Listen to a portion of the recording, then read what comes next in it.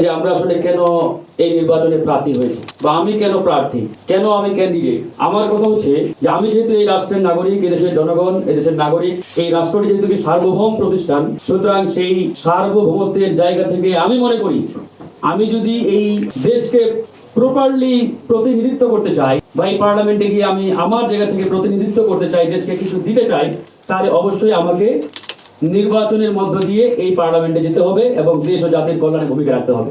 এখন দেখেন, এই যে বিগত 54 বছর, এই 54 বছরে আমাদের যে রাজনৈতিক সিলসিলা, এই সিলসিলাটা কিভাবে আসছে ওই 71 পরবর্তী এই 2025 সাল পর্যন্ত, যে এমপি ছেলে এমপি হবে, মন্ত্রী ছেলে মন্ত্রী হবে, এইরকম একটা সংস্কৃতি কিন্তু আমাদের বাংলাদেশে প্রতিষ্ঠিত করা হয়েছে ওই কনভেনশনাল পলিটিক্যাল পার্টিগুলোর মধ্য দিয়ে। যে আপনার বাবা আপনার দাদা এমপি ছিল, মন্ত্রী ছিল, সুতরাং আপনি অটোমেটিক্যালি ওই দাদা কিংবা বাবার সিলসিলার মধ্য দিয়ে এমপি হবেন, মন্ত্রী হবেন। কিন্তু আমরা এই 2025 সালের তরুণরা মনে করি ওই বাপ দাদার সিলসিলাটা ভেঙে দিয়ে আপনি এদেশের নাগরিক, এদেশের জনগণ, সুতরাং আপনি চাইলে আপনিও প্রতিনিধি হতে পারেন, আপনিও এমপি হতে পারেন, মন্ত্রী হতে পারেন। সুতরাং আপনার বাবা কৃষক, শ্রমিক নাকি মন্ত্রী, মিনিস্টার, ডাজেন্ট ম্যাটার। আপনার মধ্যে ওই এমপি হওয়ার, মন্ত্রী হওয়ার সততা, দক্ষতা, যোগ্যতা আছে কিনা, দ্যাট ইজ দ্য ম্যাটার। এই চিন্তার আলোকেই কিন্তু আজকে আমরা এই পরিবর্তনটা নিয়ে আসার চেষ্টা করেছি এবং আজকে যেই পরিবর্তন, যতটুকুই পরিবর্তন আপনারা দেখতে পাচ্ছেন, সেটা কিন্তু সেই জায়গা থেকেই। এই জন্য আমরা বলেছি রাজনীতি আমাদের, এই দেশটাকে ঠিক করার দায়িত্ব আমাদের।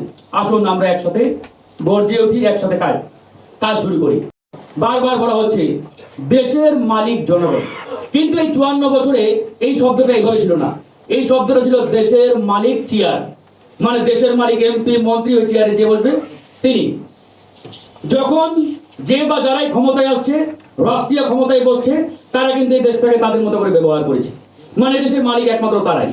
তো এই জায়গা থেকে আজকে উনি 10টি প্রশ্ন করেছেন, তার মধ্যে এটাও একটি অন্যতম প্রশ্ন। তো আমরা এই জন্যই বলি, সমস্যারে আমরা যদি বলি হ্যাঁ এই দেশের মালিক আমরা, জনগণ আমরা, তাহলে কিন্তু ওই আমি মালিক এখানেই সীমাবদ্ধ থাকলে হবে না। তার মানে আপনি যেহেতু মালিক, আপনার সামনে যদি কোনো অন্যায় হয়, অনিয়ম হয়, আপনাকে গর্জে উঠতে হবে। আপনার সামনে একজন ভোট চুরি করতে যাবে, আপনি ঘরে বসে থাকবেন না, তার মানে আপনি মালিক নয়, আপনি পাহারাদার অথবা পিয়ন। আপনি যদি সত্যিকার অর্থে মালিক হয়ে থাকেন, আপনার সামনে চাঁদাবাজি, টেন্ডারবাজি, দুর্নীতি যেটাই হোক না কেন, আপনাকে মালিক হিসেবে গর্জে উঠতে হবে। তাহলেই দেখবেন আপনি সত্যিকারের মালিক হয়ে নিজেকে তুলে ধরতে পারবেন। আরেকটা বিষয় বলে শেষ করব, সময় একবারই স্বল্প। গণভোট নিয়ে এখানে একটা আলোচনা হওয়া দরকার ছিল, আজকে গণভোট নিয়ে কথা হচ্ছে না। এই দেশটাকে সত্যিকার অর্থে জনগণের হাতে তুলে দেওয়ার জন্য বা জনগণের মালিকানায় ফিরিয়ে দেওয়ার জন্য আগামী যে গণভোট ফেব্রুয়ারির 12 তারিখ হতে যাচ্ছে, এই গণভোটটি অত্যন্ত গুরুত্বপূর্ণ এবং জরুরি।